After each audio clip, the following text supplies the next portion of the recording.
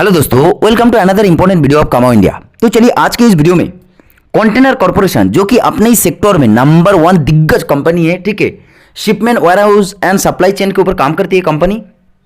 हाँ, and definitely ये government company है, लेकिन अपने सेक्टर में नंबर 1 कंपनी जैसे मैंने बताया, तो इसका तो रिजल्ट देखना बनता है, क्योंकि इसके साथ साथ जो आने वाले पूरा अपने इसी सेक्टर से आने वाले जो भी और सारे जो बड़े बड़े कोचिन शिपयार्ड है, जो बड़े बड़े कंपनी है ना, उसका भी रिजल्ट अंदाजा किया जा सकता है कि किस तरह का कंपनी है। वैसे मैं बता दूं आपको, कॉन्कोर यानी container corporation of India limited, ये कंपनी अच्छा कंपनी है, ठीक है, बड़े कंपनी, दिग्गज कंपनी है, और इनका बिजनेस भी सॉलिड है और प्रॉफिटेबल भी है, ठीक है। जैसे कि गवर्नमेंट कंपनी में कुछ कुछ टेंशन रहता है ना कि गवर्नमेंट का इन्वॉल्वमेंट है, क्या प्रॉफिट आएगा नहीं आएगा, ठीक है, अपना रिटर्न बनेगा कि नहीं बनेगा। लेकिन हाँ, ये कंपनी मैं पहले ही बता दूं अच्छा कंपनी है, और मैं आपको फंडामेंटल्स दिखाता हूं, ठीक है, जो भी शेयर होल्डिंग पैटर्न से वो सारे चीज़ें गो थ्रू करने के बाद आपको मैं फाइनेंशियल रिजल्ट भी बताऊंगा। वीडियो में बने रहिए और एक लाइक जरूर कीजिएगा दोस्तों। मैं टाइम टू टाइम, ठीक है, आपको अपडेट देते रहता हूँ, तो चलिए ऐसे देते रहूँगा। आप एक लाइक जरूर कर दीजिएगा दोस्तों, फिर मुझे पता चलता है ना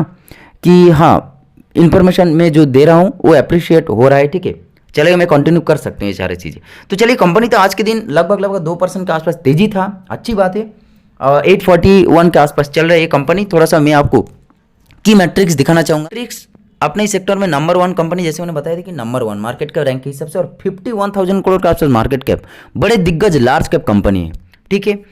और अभी देखते हैं, इसका फेस वैल्यू 5 है, तो डेफिनेटली बोनस प्लीज जैसे चीज़ें देखने को मिलेगा। 555, ठीक है, 555 इसका 52 एक लो था और 52 एक हाई था, देखिए 932, ठीक है, अच्छा खासा मतलब होल्ड किया हुआ है अभी मार्केट। तो यहाँ पे देखिए 3 महीने में 20% के आसपास रिटर्न दिया, एक महीने में उतना खास नहीं, आज के दिन 2% के आसपास तेजी था, एक साल में 23% के आसपास रिटर्न, पैसा दोगुना करके देता है ये कंपनी, ठीक है। तो ये अच्छी बात है। हाँ, मैं नहीं बोलूँगा कि आप बोलोगे कि अभी तो जो कंपनीज है गवर्नमेंट कंपनीज हो, चाहे जैसे IRFC हो गया, रेलवे, तो देखो दोस्तों, ये अपना अपना सेक्टर की बात है, ये सेक्टर पूरा अलग है। तो इसमें ये कंपनी जो 100% रिटर्न है, 100% रिटर्न 3 साल में बुरा रिटर्न तो नहीं है, FD से कई गुना ज़्यादा रिटर्न से, म्यूचुअल फंड से कई गुना ज़्यादा रिटर्न से।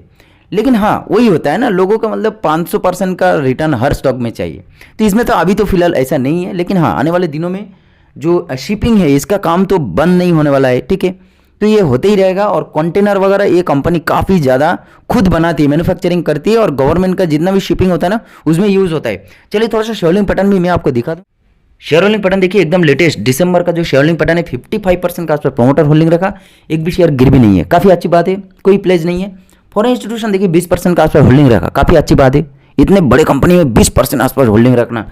22% तो डोमेस्टिक इंस्टीट्यूशन होल्डिंग रखा, जिसमें 13% म्यूचुअल फंड खुद है। तो 10 स्टार शेयर होल्डिंग पैटर्न है दोस्तों, यही बात होता है ना, पॉजिटिविटी यहाँ पे आ जाता है, क्योंकि म्यूचुअल फंड और domestic institution including foreign institution, ये बड़े बड़े ये लोग थाउजेंड्स ऑफ क्रोर्स इन्वेस्ट करते हैं इसमें, कुछ तो देख के निवेश करता होगा ना। जैसे फॉरेन इंस्टीट्यूशन देखिए आप 20% के आसपास होल्डिंग रखा था, मतलब 50,000 करोड़ का 20%, मतलब 10,000 करोड़ इसमें इन्वेस्ट करके रखा है, कुछ तो बात होगा ना इसमें। यही लॉजिक मैं आपको समझाता हूँ, ठीक है। तो चल, पोर्टफोलियो को डाइवर्सिफाई करना भी होता है, ठीक है, ये लॉजिक समझो आप। मैं हमेशा बताता हूँ, आपका पोर्टफोलियो में ऐसा नहीं होना चाहिए कि IRFC भाग रहा है तो IRFC रहे ना, ऐसा नहीं है। आपको पूरा पोर्टफोलियो, IRFC आज भाग रहा है, कल कभी ना कभी तो रुकेगा ना, नेगेटिव भी होगा, तो आपका पोर्टफोलियो फिर नेगेटिव हो जाएगा पूरा। तो इसी हिसाब से आपको पूरा हर एक सेक्टर से ना, ऐसे हर एक सेक्टर से आपको इन्वेस्ट करके, स्टॉक इन्वेस्ट करके रखना चाहिए। तो उससे क्या होता है, जब भी कोई भी सेक्टर ऊपर जाए और कोई भी सेक्टर नीचे आए, लेकिन आपका पोर्टफोलियो हमेशा धीरे धीरे करके ग्रोथ ही होते रहेगा। चलिए अभी हम लोग थोड़ा सा फॉर्मेलिटीज के साथ आपका जो Q3 का रिजल्ट है वो एनालिसिस करते हैं, क्या हुआ है नहीं हुआ है, उसके साथ साथ ये विचार करेंगे कि कंटेनर कॉर्पोरेशन को कंसिडर करना चाहिए कि नहीं अपना पोर्टफोलियो में, वो देखेंगे। तो चलिए दोस्तों, हम लोग देख लेते हैं।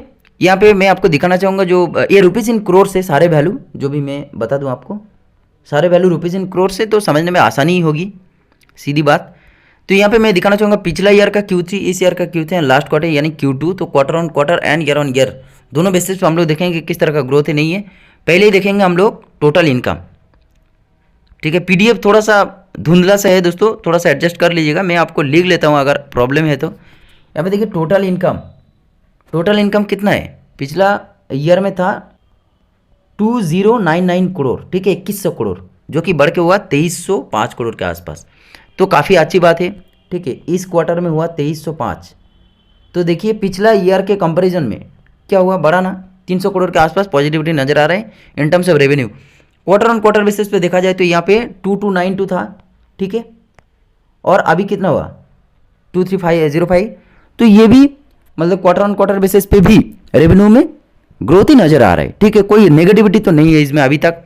अभी एक्सपेंसेस हम लोग देखेंगे, खर्चा किस तरह का मैनेज की कंपनी। यहाँ पे देखिए 1709 करोड़ था जो कि बढ़ के हुआ 1865 करोड़। जाहिर सी बात है रेवेन्यू बढ़ा, एक्सपेंसेस भी बढ़ा, और पिछला क्वार्टर में था 1816 जो कि बढ़ के हुआ 1865, ठीक है। अकॉर्डिंगली जो रेवेन्यू है एक्सपेंसेस वैसे ही देखने को मिल रहा है, मतलब कंपनी मैनेज की है, एक्सपेंसेस कोई एक्स्ट्रा ऑर्डिनरी नहीं है, अच्छी बात है। नेट प्रॉफिट हम लोग देखेंगे, तो प्रॉफिट आफ्टर टैक्स पहले देखेंगे, उसके बाद हम लोग कॉम्प्रिहेंसिव इनकम देखेंगे। देखिए प्रॉफिट आफ्टर टैक्स, टैक्स के पे करने के बाद 296 करोड़ था, 334 करोड़ हो गया, काफ़ी कमाल की बात है, ठीक है।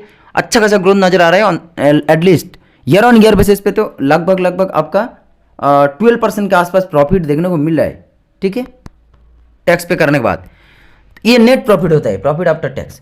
तो यहाँ पे देखिए पिछला क्वार्टर में था 357 करोड़ जो कि स्लाइटली घाटा नजर आ रहा है, ठीक है। यहाँ पे 20 करोड़ के आसपास नेगेटिविटी नजर आ रहा है इसमें क्वार्टर ऑन क्वार्टर बेसिस पे, कोई बात नहीं। अभी थोड़ा सा जो कॉम्प्रिहेंसिव इनकम है, सारे एडजस्टमेंट के बाद जो एग्जैक्ट जो प्रॉफिट है, इनकम है कंपनी का 307 करोड़ था जो कि बढ़ के हुआ 337 करोड़, अच्छी बात है।